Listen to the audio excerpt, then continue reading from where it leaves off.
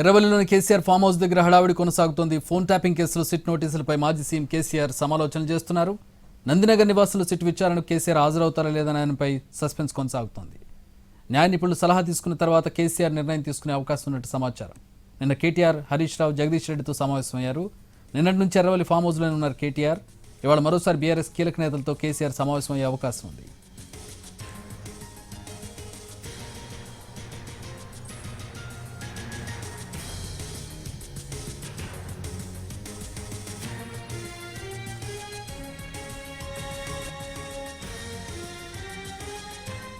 Erravalli farm house నుంచి మా ప్రతినిధి శ్రీనివాస్ జాయిన్ అవుతూ ఉన్నారు. అక్కడ పరిణామాలను తెలుసుకుందాం. శ్రీనివాస్, కేటీఆర్ ఒకరే ఉన్నారు, ఇంకెవరైనా వచ్చి జాయిన్ అయ్యే అవకాశం ఉందా? ఏంటి ఈ రోజు ఏ విధంగా ఉండబోతోంది ఫామ్ హౌస్లో?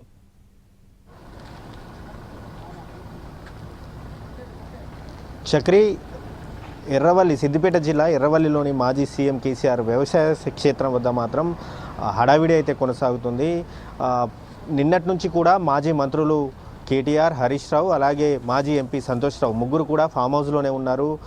నిన్న సాయంత్రం వరకు కూడా సిట్ నోటీసులు, అంటే ఈ 3 రోజుల క్రితం సిట్ నోటీసులు ఇచ్చింది. ఫోన్ ట్యాపింగ్ అంశంలో విచారణకు రావాలని చెప్పి మాజీ సీఎం కేసీఆర్కి గురువారం రోజు సిట్ నోటీసులు ఇచ్చింది. అయితే తాను శుక్రవారం రోజు రావాలని సిట్ నోటీసులు ఇవ్వడంతో శుక్రవారం రోజు మున్సిపల్ ఎన్నికల సమయంలో నామినేషన్లకు చివరి రోజు కావడంతో తామంతా కూడా ఎన్నికల హడావిలో ఉంటాం కాబట్టి రాలేకపోతున్నాను, మరో రోజు గడువివ్వాలని చెప్పి సిట్కి కేసీఆర్ రిప్లై ఇచ్చారు. రిప్లై ఇచ్చినటువంటి సందర్భంలో తాను అధికారికంగా ఉన్నటువంటి నివాసం మాత్రం మనం ఉన్నటువంటి ఎర్రవల్లి ఫామ్ హౌస్ ఏదైతే ఉందో ఎర్రవల్లి ఫామ్ హౌసే తన అధికార నివాసం కాబట్టి ఇక్కడికే వచ్చి తిరిగి ఏదన్నా నోటీసులు ఇస్తే ఇవ్వాలని సిట్ అధికారులకు ఆ లేఖలో కేసీఆర్ చెప్పారు. కానీ సిట్ అధికారులు మాత్రం నిన్న రాత్రి సమయంలో వెళ్ళి నందినగర్ నివాసానికి వెళ్ళి అక్కడ సిట్ నోటీసులు ఇచ్చే ప్రయత్నం చేశారు. కానీ అక్కడ ఎవరు లేకపోవడంతో మాత్రం గోడకు నోటీసులు అంటించి వెళ్ళిపోయారు. దీంతో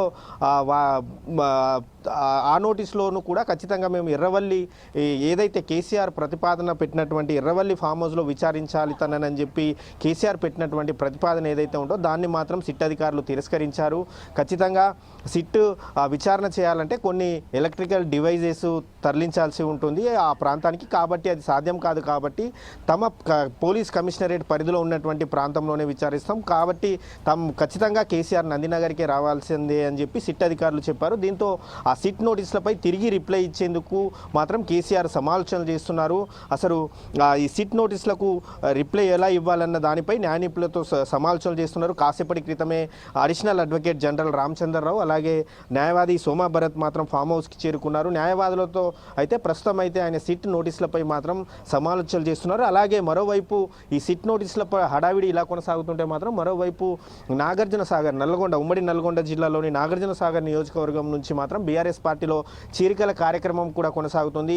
మాజీ ఎమ్మెల్యే నాగార్జున సాగర్ మాజీ ఎమ్మెల్యే నోముల భగత్ కుమార్ కాసేపటి క్రితమే ఫామ్ హౌస్ చేరుకున్నారు. వందలాది మంది కార్యకర్తలు కూడా ఇక్కడికి తరలి వచ్చారు.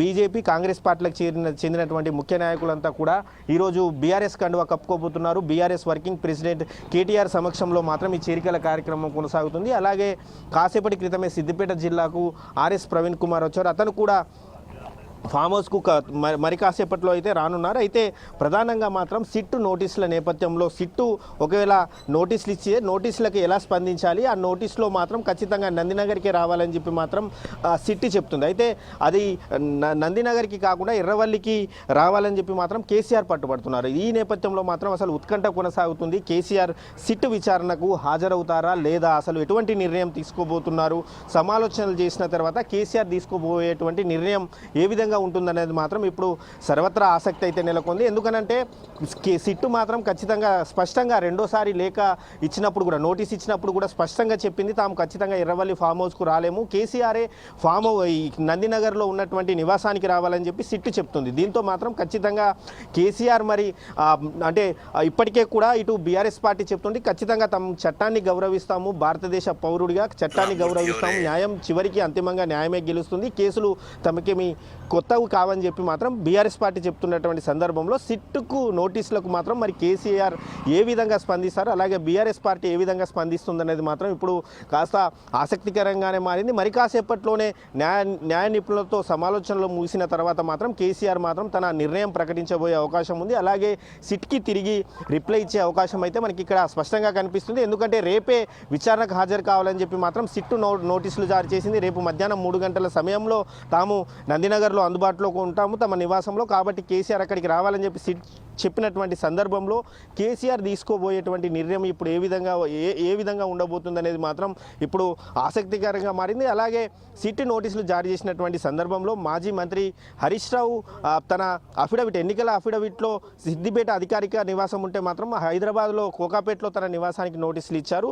కానీ సిట్ అధికారులు చెప్తున్నది ఏంటంటే కేసీఆర్ సమర్పించినటువంటి ఎన్నికల అఫిడవిట్ ఏదైతే ఉందో ఎన్నికల అఫిడవిట్లో ఆ నివాసం నందినగర్ నివాసం ఉంది కాబట్టి అక్కడ సిట్ నోటీసులు జారీ చేశామని చెప్పి సిట్ అధికారులు చెప్తున్నారు. కానీ ఇక్కడ బీఆర్ఎస్ పార్టీ మాత్రం ప్రశ్నిస్తుంది ఏంటంటే హరీష్ రావుకు మాత్రం అధికారికంగా సిద్దిపేటలో నివాసం ఉంటే సిద్దిపేటకు వెళ్ళి నోటీసులు ఇవ్వలేదు. కానీ మాజీ సీఎం కేసీఆర్కి మాత్రం తాను ఎర్రవల్లిలో అందుబాటులో ఉంటానని చెప్పినా కూడా ఎందుకు ఎర్రవల్లికి వచ్చి నోటీసులు ఇవ్వడం లేదని చెప్పి మాత్రం బీఆర్ఎస్ పార్టీ ప్రశ్నిస్తుంది. ఓవరాల్గా చూసుకుంటే మాత్రం మరి కాసేపట్లో మాత్రం ఇటు సిట్టు నిర్ణయంపై ఇటు సిట్టు నోటీసులపై అలాగే కేసీఆర్ నిర్ణయంపై మాత్రం ఒక క్లారిటీ వచ్చే అవకాశం అయితే మనకు ఇక్కడ స్పష్టంగా కనిపిస్తుంది. క్లారిటీ వచ్చాక మాత్రం అంటే రేపు విచారణకు హాజరవుతారా, చట్టాన్ని గౌరవించి కేసీఆర్ రేపు విచారణకు హాజరవుతారా లేదా మరో లేఖ సిట్ అధికారులకు రాస్తారా అన్నది మాత్రం ఇప్పుడు ఇంట్రెస్ట్గా మారింది. చక్రి శ్రీనివాస్.